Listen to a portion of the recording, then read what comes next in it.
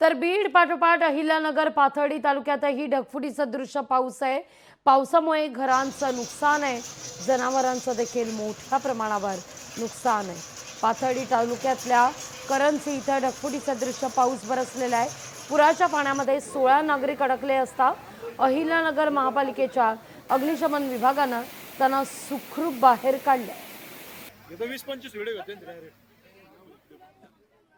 अधिक माहिती घेण्याकरता थेट जाऊया अहिल्यानगरला आपले प्रतिनिधी संतोष आवारे यांच्याकडे। संतोष, आपण पाहतोय महापालिका अग्निशमन विभागानं सुखरूपपणे पुरात अडकलेल्यांना बाहेर काढण्यात त्यांना यश येताना दिसतंय।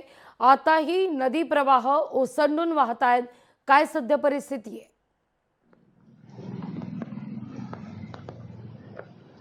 निश्चितच लागवी आपण पाहायला गेलो की काल सायंकाळपासूनच अहिल्यानगरच्या काही भागामध्ये मुसळधार पावसाला सुरुवात झालेली आहे। त्यातच पाथर्डी तालुक्यामध्ये ढगफुटी सदृश्य पाऊस झाल्याने त्यातील जनजीवन जे आहे ते विस्कळीत झालेलं आहे।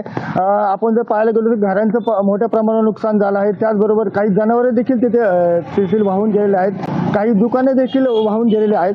त्यामुळे या ठिकाणी 15 ते 16 नागरिक अडकले असता महापालिकेच्या अग्निशमन विभागाने त्यांना सुखरूपपणे बाहेर काढलेलं आहे। हवामान खात्याने गेल्या 11 ते 15 सप्टेंबरपर्यंत जो आहे तो पावसाचा इशारा दिला होता।